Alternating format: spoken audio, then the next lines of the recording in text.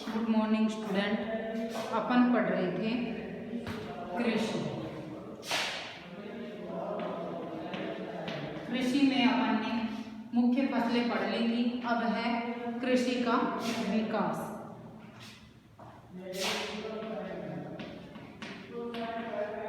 कृषि का विकास इसमें क्या है कि धीरे धीरे कृषि का विकास हो रहा है। जैसे पहले अपन ने पढ़ा भी था कि पहले छोटे पैमाने पर कृषि की जाती थी। छोटे पैमाने से क्या मतलब है कि सिर्फ कृषक अपने परिवार का भरण पोषण करने के लिए ही कृषि करता था, व्यापार वाणिज्य के लिए कृषि नहीं की जाती थी। अब अपन ने मुख्य फसलें जो पढ़ी थी उनमें जैसे कुछ वाणिज्यिक कृषि के प्रकार पढ़े थे ना अपन ने। तो वाणिज्यिक कृषि का मतलब यही होता है कि जिसमें उसका अधिक उत्पादन करके, मशीनों का प्रयोग अधिक करके उत्पादन बढ़ाकर उसका व्यापार के लिए कृषि जो की जाती है उसे वाणिज्यिक कृषि कहते हैं। ये पढ़ा था ना अपन ने। तो अब कृषि का विकास भी धीरे धीरे हुआ है। इसमें पहले जैसे कृषि सिर्फ भरण पोषण के लिए की जाती थी, लेकिन अब उसमें का उत्पादन बढ़ाने के लिए बड़े बड़े फार्मों का विकास किया गया है, औद्योगिकरण का विकास किया गया है। इसमें औद्योगिकरण का प्रयोग किया गया है, जैसे मशीनों उर्वरकों का अधिक प्रयोग करके उसके उत्पादन को बढ़ाया गया है। तो अब अपन यही पढ़ेंगे कृषि का विकास। इसमें देखो आपकी बुक में दे रखा है, ये पढ़ते हैं अपन। कृषि विकास का संबंध बढ़ती जनसंख्या की बढ़ती मांग को पूरा करने के लिए कृषि के उत्पादन को बढ़ाने की दिशा में किए गए प्रयास से है। कृषि के उत्पादन बढ़ाने से। कृषि का विकास किससे है? कृषि का उत्पादन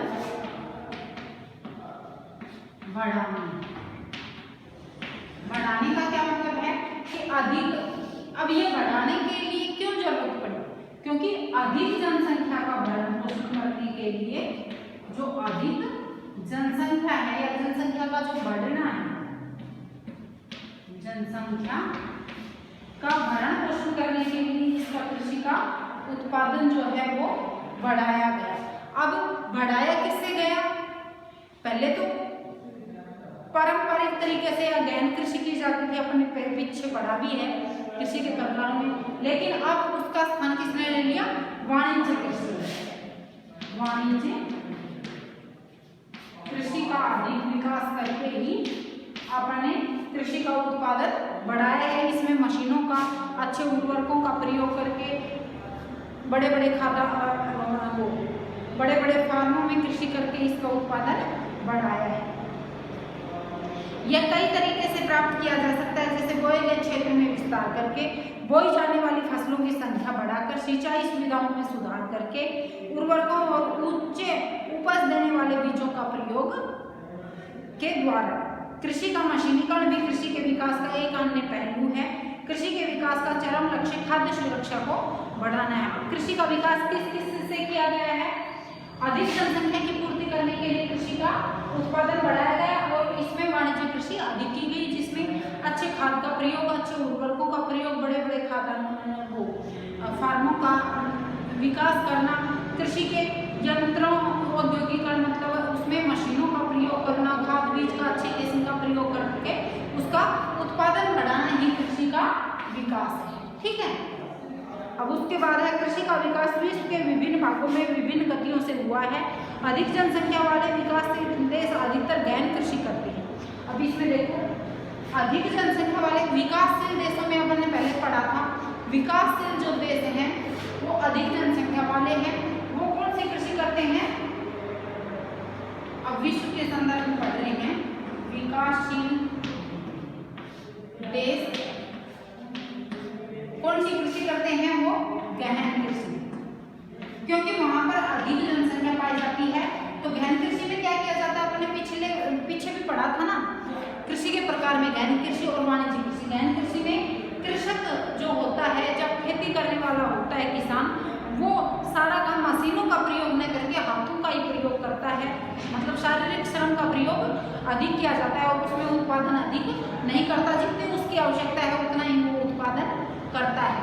व्यापार वाणिज्य के लिए वो कृषि नहीं करता है। गहन कृषि में अपन ने पढ़ा था ना, जहाँ छोटी जगहों पर सामान्यतः जीविकों जीविकोपार्जन, जीविकोपार्जन का मतलब होता है कि खुद का भरण पोषण करने के लिए, जीवन यापन करने के लिए अपन को जितनी आवश्यकता होगी फसलों की उतनी ही उगाता है, व्यापार के लिए नहीं करता। बड़ी जोतें वाणिज्यिक कृषि के लिए अधिक उपयुक्त होती हैं, जैसे संयुक्त राज्य अमेरिका, कनाडा और ऑस्ट्रेलिया। अब जो विकसित देश है वहां तो कौन सी कृषि की जाती है? गहन कृषि की जाती है। और जो विकासशील और जो विकसित देश हैं, विकसित देश जैसे अपन ने पहले भी पढ़ा था, इनमें संयुक्त राज्य अमेरिका,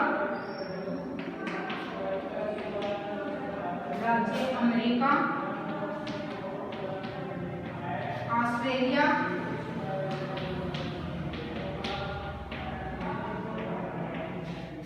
और कनाडा, इनमें कौन सी कृषि की जाती है? इनमें की जाती है वाणिज्यिक कृषि।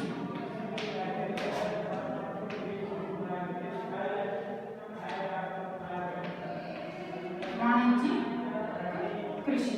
अब वाणिज्यिक कृषि क्या होती है? ये मैंने तुम्हें पहले भी बताया था, जिसमें मशीनों का अत्यधिक प्रयोग करके उसका उत्पादन अधिक किया जाता है, वो व्यापार के लिए कृषि की जाती है। इसमें अधिक पूंजी की जरूरत होती है, अधिक मशीनों का प्रयोग किया जाता है, अच्छे उर्वरक, खाद, बीज का प्रयोग किया जाता है, जिससे कि उत्पादन बढ़ाया जा सके। अब ये दो चीजें आपको समझ में आ गई होंगी कि विकासशील जो देश है वहां पर तो गहन कृषि की जाती है, वहां जनसंख्या अधिक रहती है, और जो विकसित देश है वहां पर वाणिज्यिक कृषि की जाती है, जैसे संयुक्त राज्य अमेरिका में, ऑस्ट्रेलिया में, कनाडा में। ठीक है, अब देखो हम तो फार्मा, एक भारत और दूसरे संयुक्त राज्य अमेरिका के वस्तुस्थिति अध्ययनों की सहायता से विकासशील और विकसित देशों की कृषि के विषय में जानिए। अब जैसे देखो विकासशील देश में कौन से आएंगे? जैसे भारत है, चीन है, ये इसके आसपास के क्षेत्र है, बांग्लादेश है, विकास कर रहे हैं। इनमें तो कौन सी कृषि की जाती है? गहन कृषि। और जो विकसित राष्ट्र हैं, जैसे मैंने बताया संयुक्त राज्य अमेरिका है, ऑस्ट्रेलिया, अब इनके फार्म क्या होते हैं? जो कृषि करने का क्षेत्र होता है, जो खेत जिसे अपन बोलते हैं ना, उनके बारे में अध्ययन किया गया है। इससे आपको यह कहानी जब पढ़ेंगे ना अपन, तो आपको समझ में आ जाएगा कि विकसित देशों में किस प्रकार की कृषि की जाती है और विकासशील देशों में किस प्रकार से कृषि का विकास हुआ है। अब देखो भारत का एक फार्म उत्तर प्रदेश के गाजीपुर जिले में आदिलाबाद एक छोटा सा गांव है, मुन्ना नल्लाल इस गांव का उत्तर प्रदेश के एक खेत का वर्णन किया गया है। इसमें मुन्ना लाल इस गांव का एक छोटा किसान है, जिसके पास लगभग 1.5 हेक्टेयर का एक फार्म है। उसके पास जमीन कितनी है? क्योंकि इसमें जो गहन कृषि की जाती है, इसमें जोतों का आकार छोटा होता है, तो उसके पास कितनी जमीन है? 1.5 हेक्टेयर।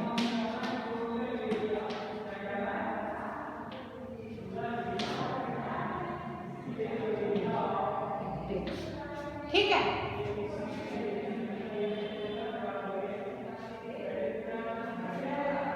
उसका आवास मुख्य गांव में है। वह अधिक उपज देने वाले बीजों को बाजार से वर्षों के एकांतर पर खरीदता है।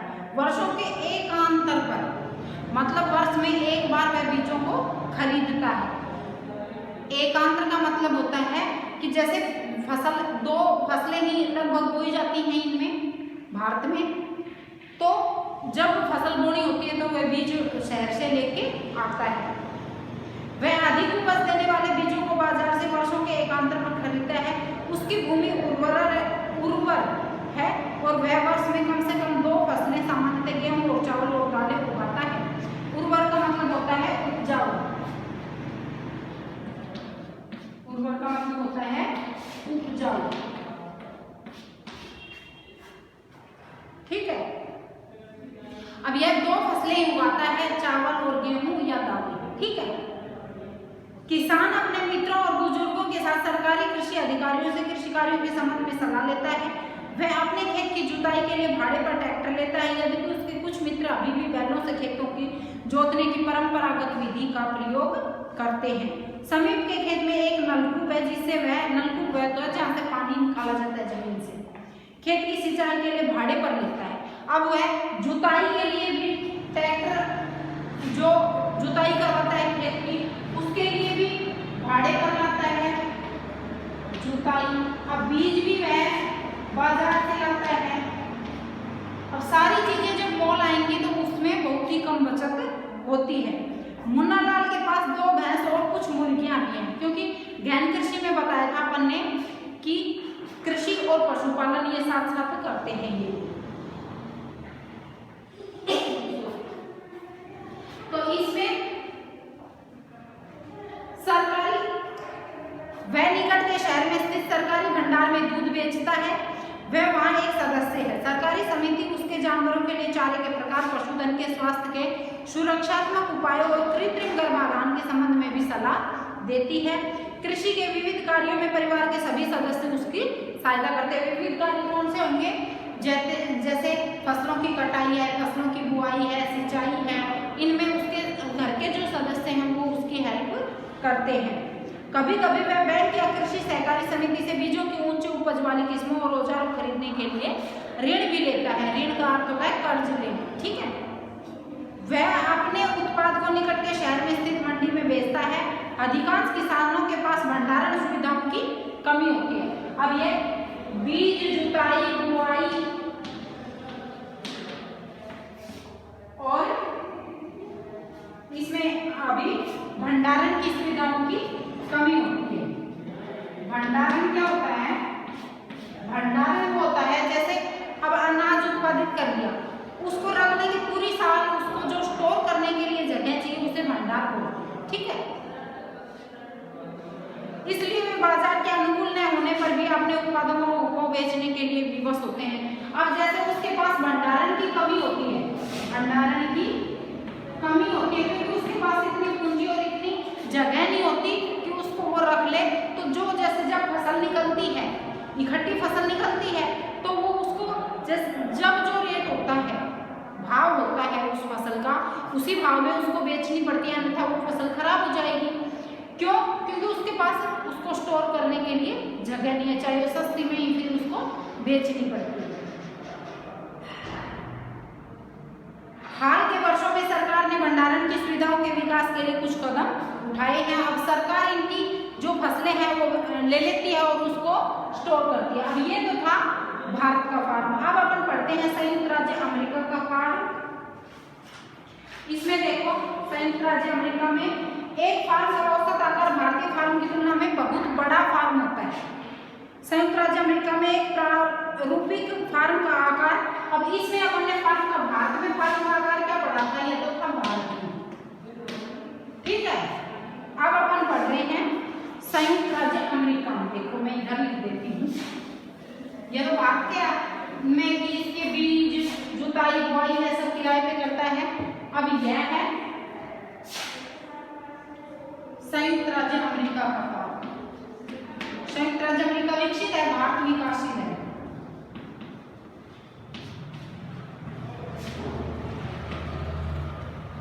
अब इसमें देखो, इसमें भारत में तो कितना होता है उसका आकार, खेत का आकार 1.5 हेक्टेयर। अब इसमें 250 हेक्टेयर खेत का आकार होता है, ठीक है। अभी इसकी तुलनात्मक पढ़ेंगे ना हम तो समझ में आ जाएगा आपके। किसान सामान्यतः फार्म में ही रहता है, क्योंकि बड़े बड़े फार्म होते हैं वहीं पे वो किसान रहता है। इसमें मक्का, सोयाबीन, गेहूं और चुकंदर यहाँ उगाई जाने वाली मुख्य फसलें हैं। संयुक्त राज्य अमेरिका के मध्य पश्चिम में स्थित आयोवा राज्य के एक किसान जो होरन के पास 300 हेक्टेयर भूमि है, उसका नाम होरन है, उसके पास कितनी जमीन है? 300 हेक्टेयर जमीन है।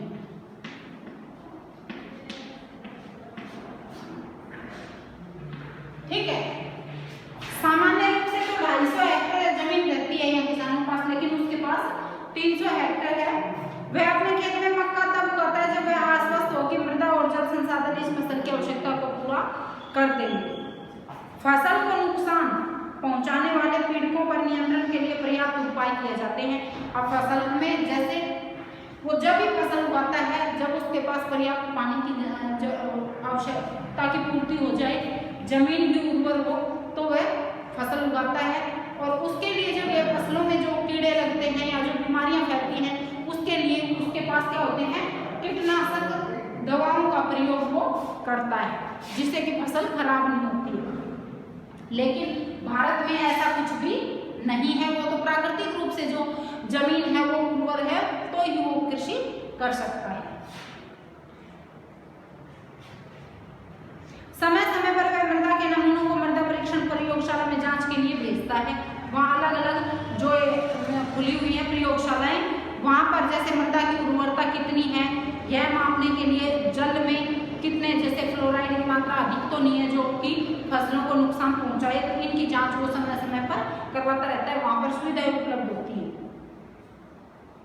ये परिणाम जो होरन को वैज्ञानिक, होरन एक व्यक्ति का नाम है जिसको कि खेत की बात कर रही है। ये परिणाम जो होरन को वैज्ञानिक उर्वरक कार्यक्रम की योजना बनाने में मदद करते हैं, उनका कंप्यूटर उपग्रह से जुड़ा हुआ है जो उसे उसके खेत की यथार्थ तस्वीर देखता है।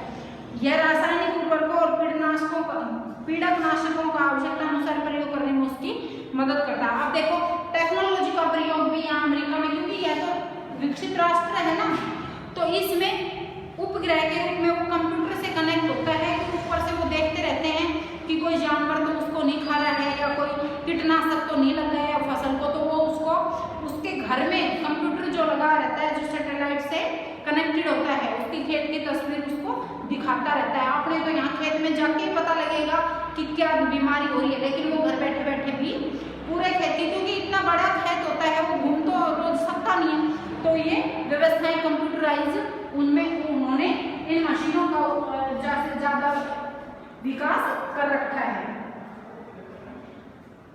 वह ट्रैक्टर, बीज बोने की मशीनों, संतलक, संयुक्त हार्वेस्टर और थ्रेसर का उपयोग कृषि संबंधी विविध संक्रियताओं में करता है। अनाज स्वचालित अन्न भंडार में संचित किए जाते हैं अथवा बाजार अभिकरणों, मार्केट एजेंसियों में भेजे जाते हैं। संयुक्त राज्य अमेरिका में किसान एक व्यवसाय की तरह काम करता है, न कि एक खेतीहर किसान की तरह। ठीक है, वो एक बिजनेसमैन की तरह ही खेती करता है, यूं नहीं कि अपनी यहाँ की तरह किसान खेतीहर मजदूर है अपने भरण पोषण के लिए। बड़े बड़े इनके पास फार्म होते हैं, उनमें सैटेलाइट, कीटनाशक दवाओं का प्रयोग, उनको समय समय पर जांच, ये सारी सुविधाएं उपलब्ध होती है। तो यह अपन ने पढ़ा है आज कृषि का विकास, कि विकासशील देशों में तो किस प्रकार की कृषि की जाती है और विकसित देशों में किस प्रकार की कृषि की जाती है। अब कल अपन पढ़ेंगे इसके क्वेश्चन आंसर।